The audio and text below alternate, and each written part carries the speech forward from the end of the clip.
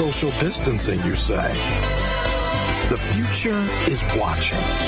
Welcome to Opcode Virtual Summit.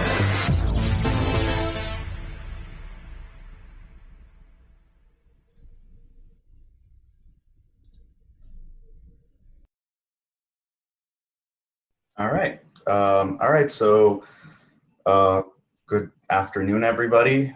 Thanks for showing up. Thanks for Matt for putting this together.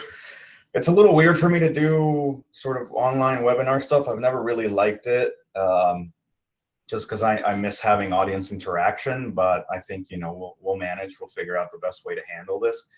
I've been particularly vague with Matt about what I was going to present, but I figure that I could keep a few secrets in here and hopefully get to have a nice conversation with everybody and get to drop some interesting stuff.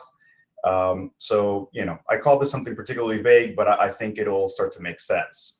For those of you that don't know me, my name's Juan Andrés Guerrero Saade. I used to work with Kosten over at Great, and then had a nice stint over at Chronicle with the Uppercase research team. And I'm now off doing my own thing in a sort of stealthy way, and also have joined Thomas Ridd over at Johns Hopkins to do a little bit of academic work and hopefully teach a course this summer. The Grug is insisting that I say my name again. I'm just going to keep ignoring him.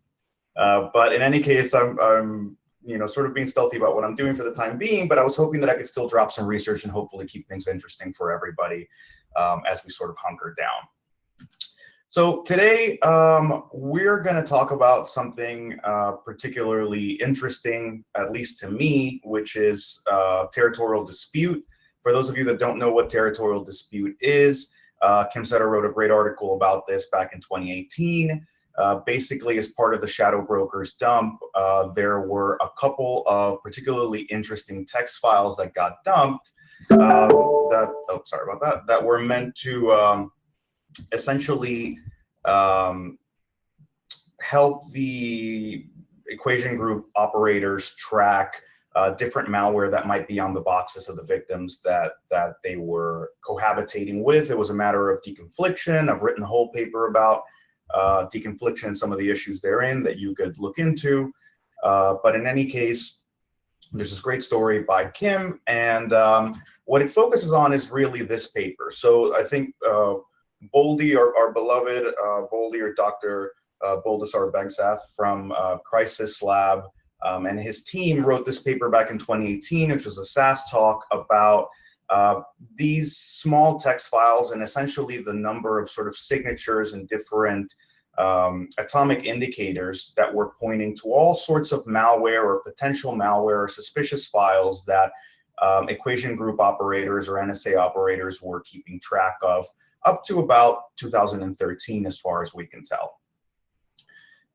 So there's a lot there, and I really do mean it. There's a lot there. I mean, Boldy did a great job at the time of what they had and identified a great deal of things. But there was a lot that they could not have possibly gotten to. And then as Kosten, as you might have seen in one of Kosten's tweets this morning, as Kosten mentioned, there's still a lot of stuff to be unpacked from here. There's also some work that was done, back with Silas Cutler and I were over at Chronicle. We were able to unearth a couple of things from here. Kaspersky's great team has also discovered a couple of things.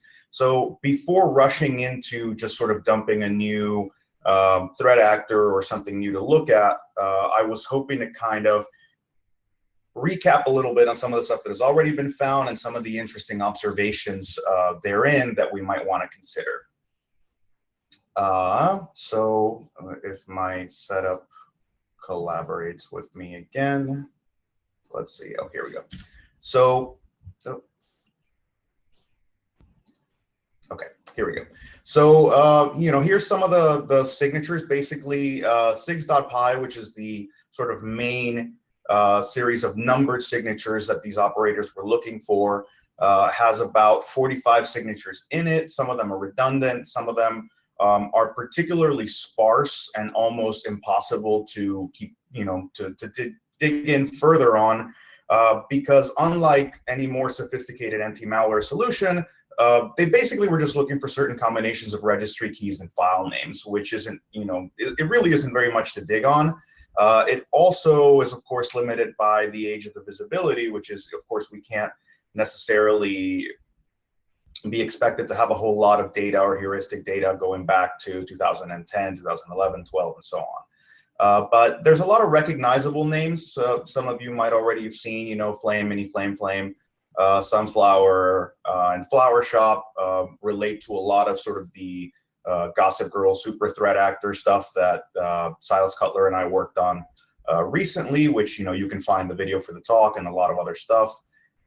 Papers and everything that we publish, but there's also a lot of fun stuff in there, like Dark Hotel and Turla, Agent BTZ, Turla, different versions of that, Animal Farm and Hydra Q, and so on.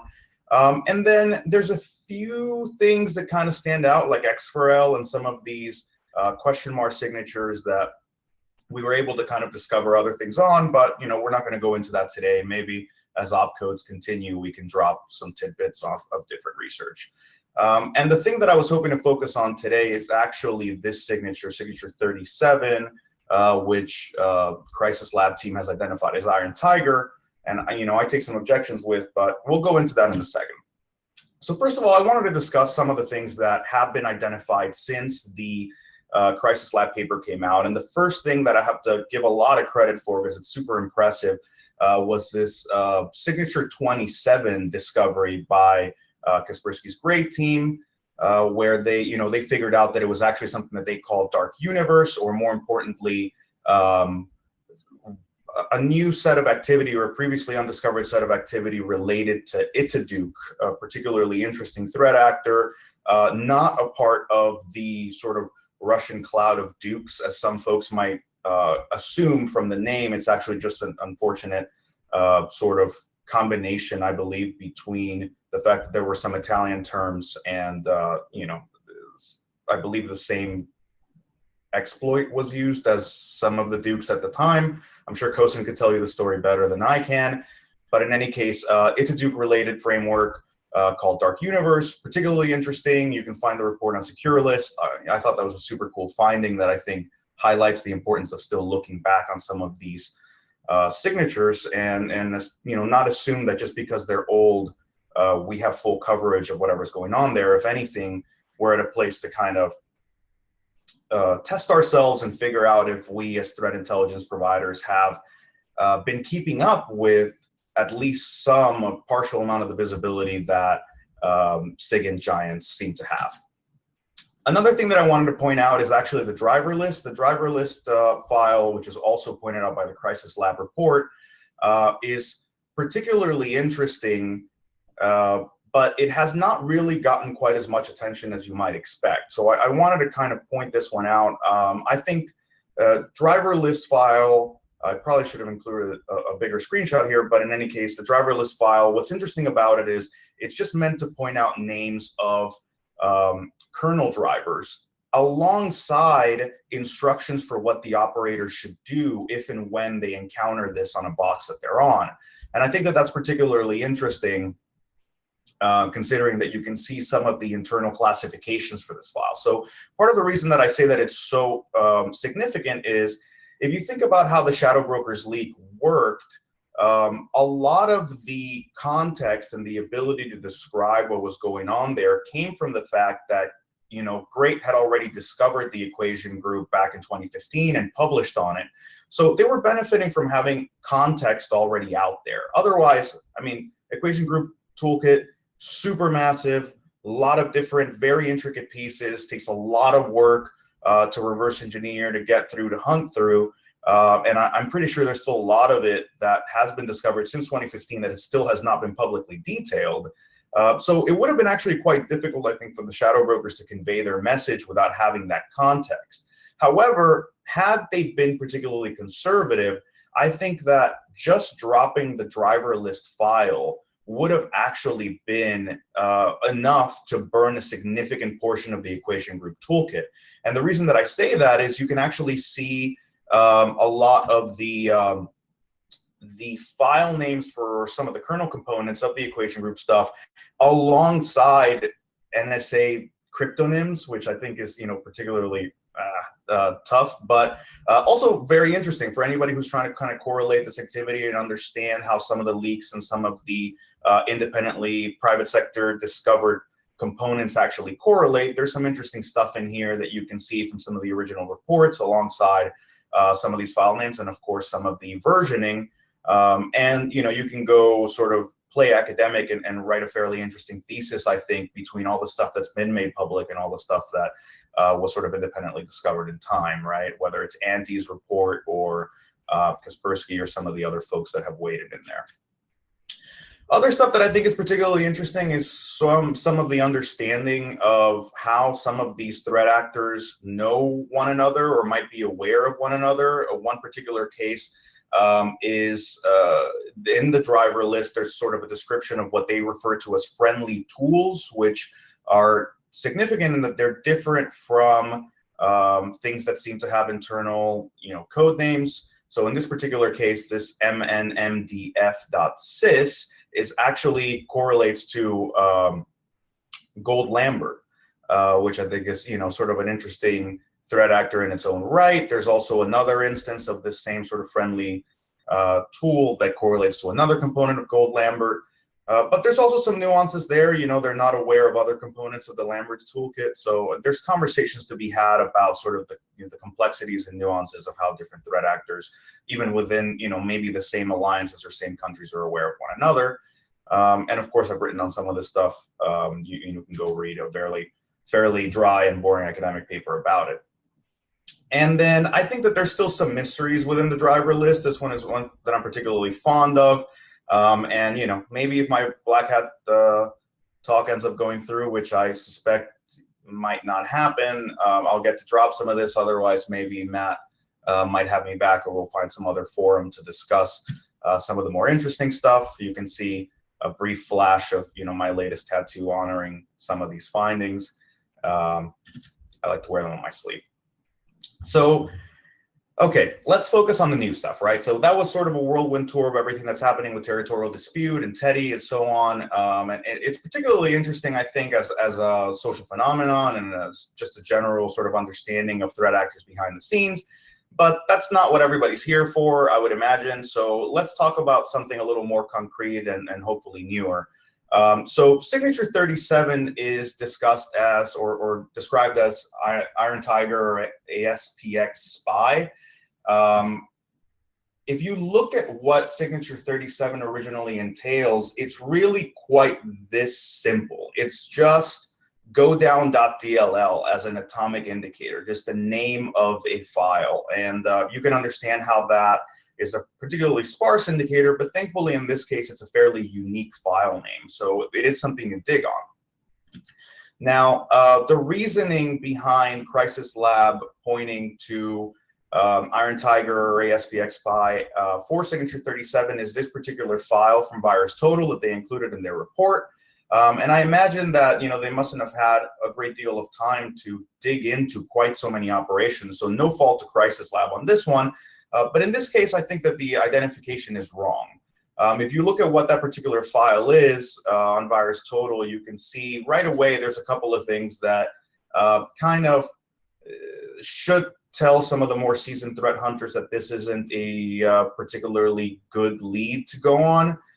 For one, the file name sort of indicating that this is some kind of dump, memory dump, and also that it's a massive file. 15 megabytes for an executable is quite big. But also, if you're particularly astute, you can also catch the fact that the file name starts with mcshield.exe. To me, that looks like maybe somebody was trying to dump some of the signature or basis for McAfee's antivirus and might have stumbled upon some things there. So what the dump ends up doing is, if you look at the community comments, someone, Venom23, I think that might be Florian Roth, I'm not entirely sure, had matched this under an Iron Tiger ASPX spy rule and, sort of auto-commented that onto the VT community section. And I suspect that Crisis Lab folks sort of took that to the report as they didn't necessarily have a lot of time to dig into it.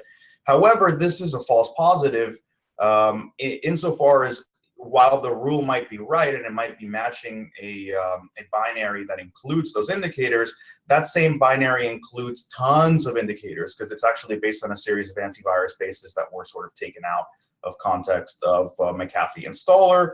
And that includes the godown.dll file name, but this is not, what we should be looking at. This actually does not identify the cluster of activity we should be looking at here. So let's go back, to the drawing board, go back to scratch, just, throw out that notion that it might be Iron Tiger or Lucky Mouse or Emissary Panda or whoever, and instead just go right back to godown.dll and start hunting fresh.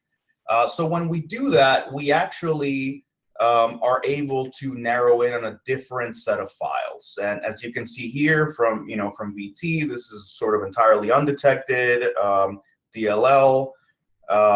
This one in particular shows up a couple of years ago, but in general, the activity is much older than that, and is sort of a promising lead for us to kind of kick off on.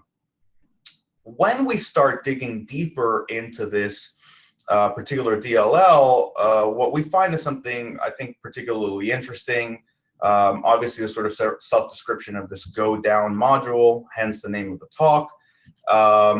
In reality, there's a lot of sort of weird comm stuff that's happening with this particular DLL. And as we start hunting on some of these and some of these particular SIDs and some of the stuff on the screen right now, writing some YARA rules and so on, what we dig out onto is actually a much larger cluster of activity.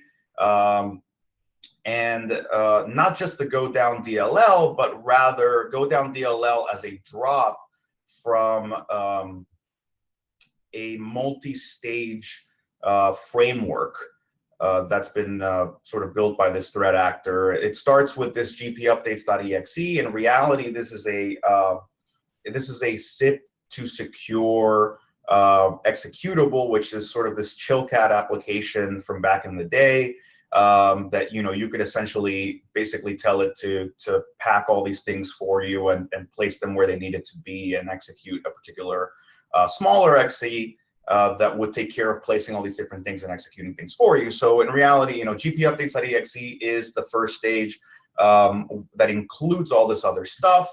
You can see the configuration here from SIP to secure, where it's basically telling it encrypt all this stuff, decrypt it when you execute, and pull out this distribute.exe that's really just going to distribute all the components onto the system. And then some particular things that, interestingly happen there. There's a lot of sort of registration of these different DLLs as these OLE services in the system. For some of you that are being particularly astute, you can start to tell that this is targeting some fairly old versions of Windows. More on that in a bit. And then there's a sort of main orchestrator, which is being made persistent as a Windows service called EY service. Of course, it has its own fake description and all this interesting stuff to hopefully not arouse suspicion. The components that are being dropped and that are being used in the process are a series of DLLs. Some of them are just straight up commodity stuff or really commonly available resources that are being, I don't know whether they're being abused or reused. Some of them are obviously being abused, like the first one, that lame ENC. It's really a UPX packed version of the MP3 library, or basically the your standard MP3 or WAV library. It's just been UPX packed and thrown in there. Interestingly, they're repurposing that to use that for the purposes of turning on a hot mic.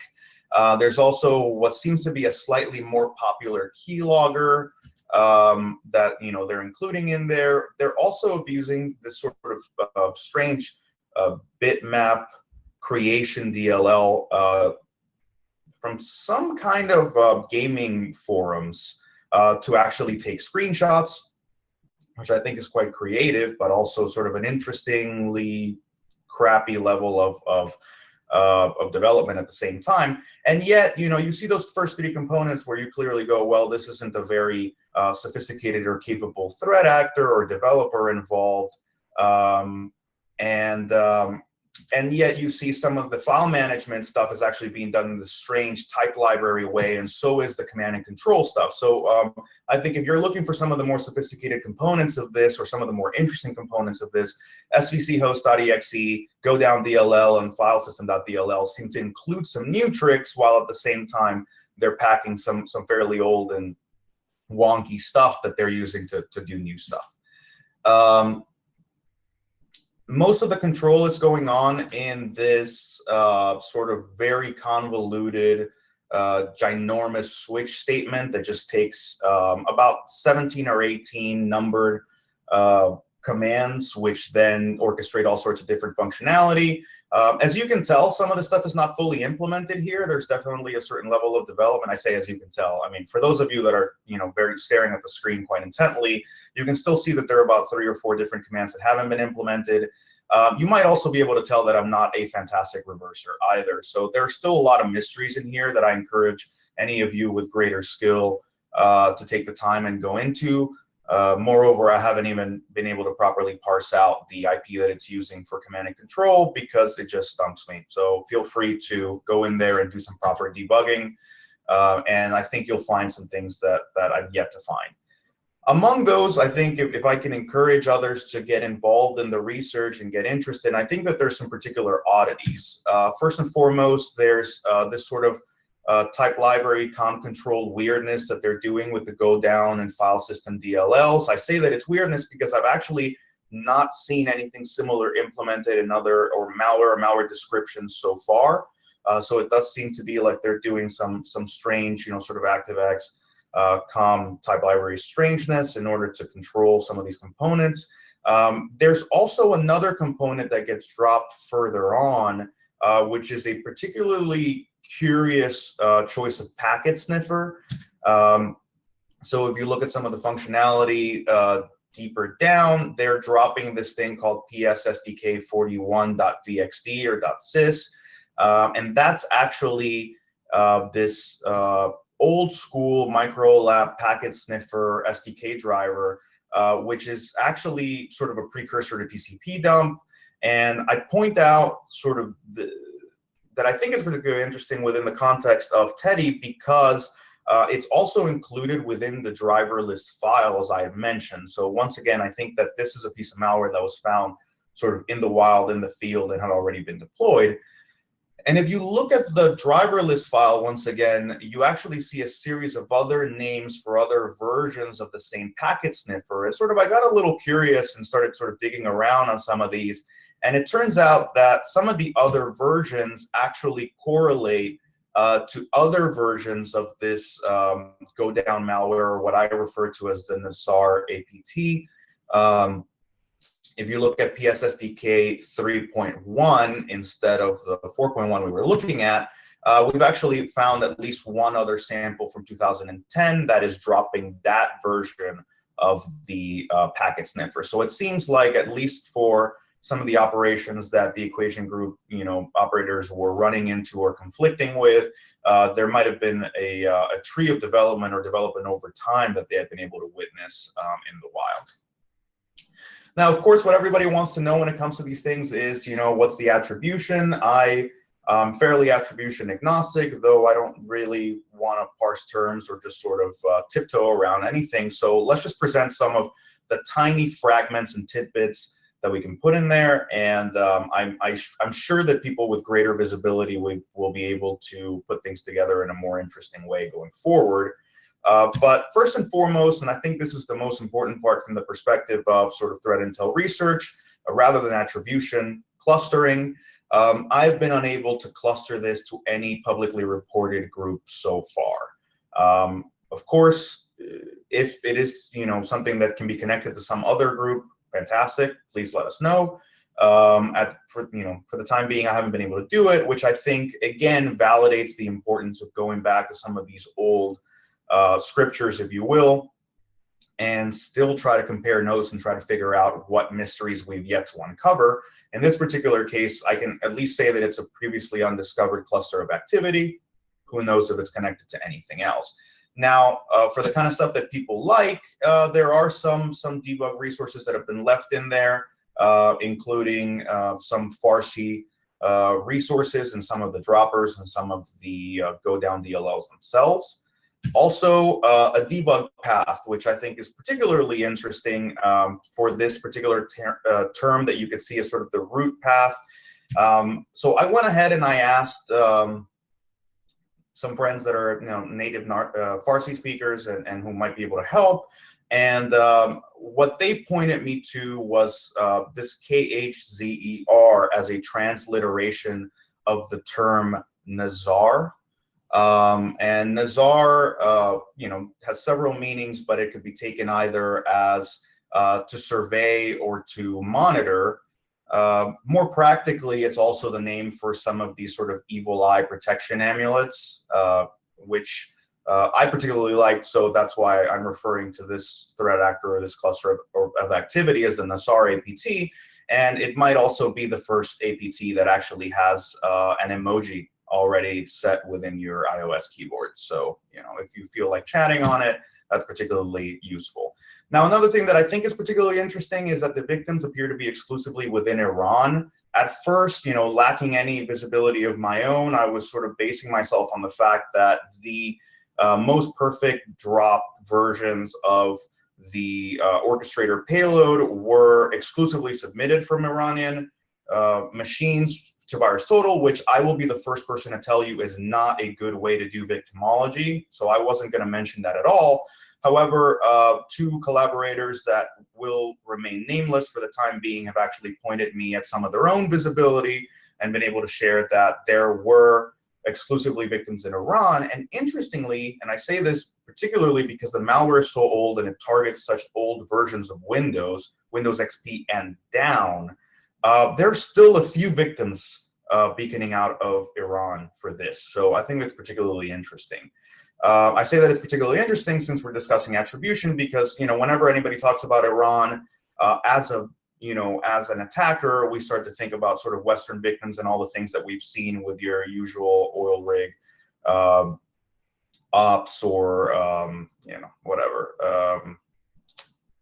Trying to think, the name has literally escaped me at this time.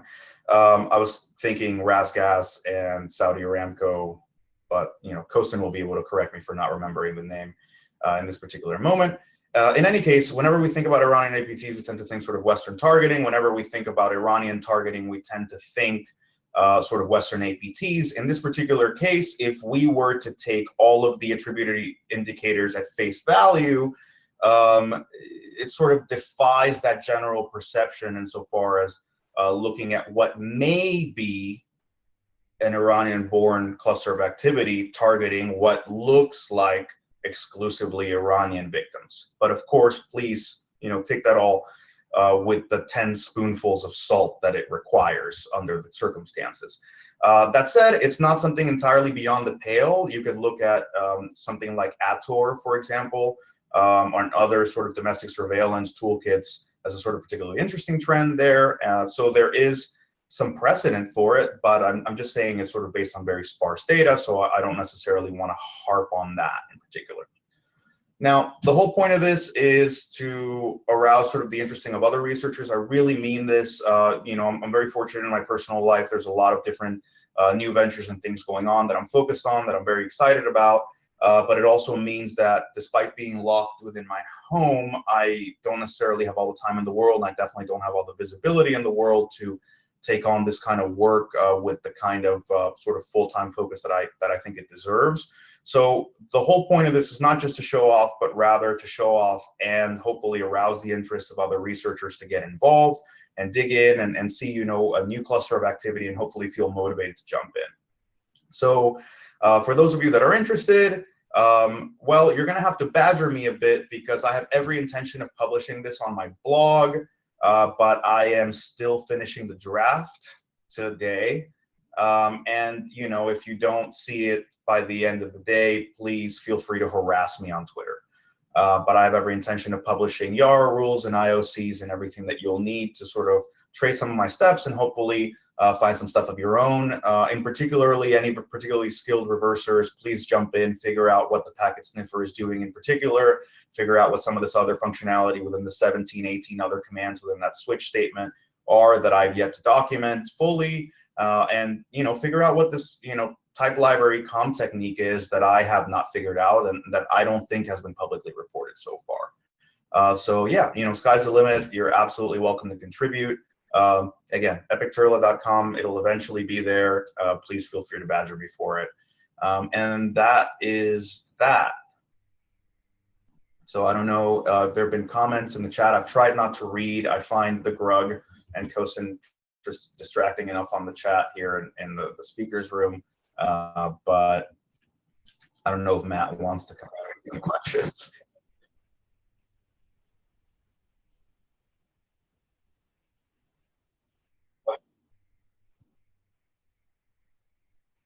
I'm just trying not to look. I'm trying not to get too distracted, as I go through the slides. But I'm getting phone calls. There's several chats going on, text messages. I'm all over the place.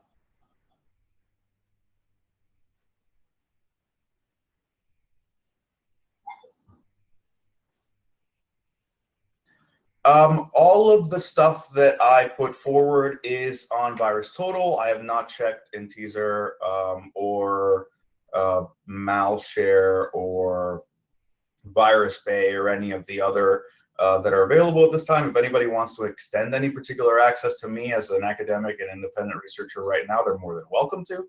I do believe Malshare has a lot of the samples already, which is great initiative on the part of Silas Cutler. But yes, all of the samples that I have mentioned and will mention are on VirusTotal, so there's no excuse apart from basic access to VT not to look at the stuff. And another question was, are you going to share all the hashes and bytes? I guess it's going to be in your blog post, right? The one you're finishing now, right? It will be on my blog post. Again, feel free to badger me if you don't see it by the end of the day. I've just been polishing up the draft. I think having Kosin as a mentor has forced me to be a little more discerning about my own writing, and it's starting to get in my way because I'm just not publishing. So I need to maybe sit back and just dump the blog post already.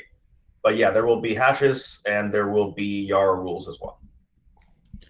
And well, another question from Kostin was, is this like SIG37 stuff related to Voyeur? I am not entirely certain. I did not find any immediate correlation, but I didn't focus on Voyeur in particular. So I'm happy to discuss it further. Okay. Also, let me just say, for people who do decide to kind of jump in on this, I'll more than happily update the blog and refer to everybody else's work. I'm just trying to kind of throw the inkling out there for others to go hunting, since I don't think anybody's caught on to this activity yet. Okay. And another question from Devetel was, is this GoDropper friendly to equation group or not? It is not. So the interesting division here is stuff that's in the driver list is all mixed up. It includes equation tools, it includes equation friendly tools, it includes unknown tools, it includes what they call PSPs or personal security products, so McAfee, Kaspersky, and so on. It even includes things like Nero from back in the day. I think this is a sort of pre-kernel driver code signing paradigm where they were just sort of scared of the possibility of any rootkit cohabitating with them. So the driver list just includes everything. On the other hand, the numbered signatures, as far as we can tell, are exclusively, other, I won't say enemy APTs, because there's others that you might consider Western friendlies, like, Animal Farm. But they are definitely separate clusters of activity that include sort of, your usual Russians and, South Koreans, North Koreans, and so on. So I expect signature 37 to be one that they were keeping track of, not one that they were keeping part of. Yeah, that makes sense. Yeah, because some of the files were DRV files, right?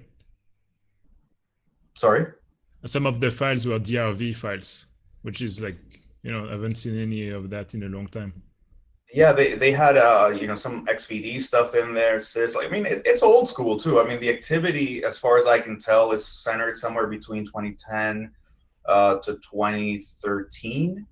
But there's definitely also several versions of development, and all the samples that I've seen have gone from some portion of incompleteness to some lesser portion of incompleteness. So I expect this activity to have continued to go on, which is why I'm particularly interested to see what others will find as they go forward, because I don't think that this has subsided. If anything, this is a super old school version. I'm sure there've got to be some, Vista and forward Windows versions. Yeah, very likely. Well, thanks for joining us today and for your presentation. It was really cool. And yeah, if you cannot make it to Black Hat, we'll be more than happy to have you here. I've seen DEF CON is already talking about being canceled. So, maybe it's time to for people to get ready to alternatives. Yeah, I appreciate the forum. Actually, there's one more question from Dave. Wait, does have a real rootkit in here or just the sniffer driver? There is no rootkit in here. It's all userland stuff, except for the packet sniffer. Yes. Okay, cool. Well, thanks again, and yeah, talk to you soon. Thanks, man.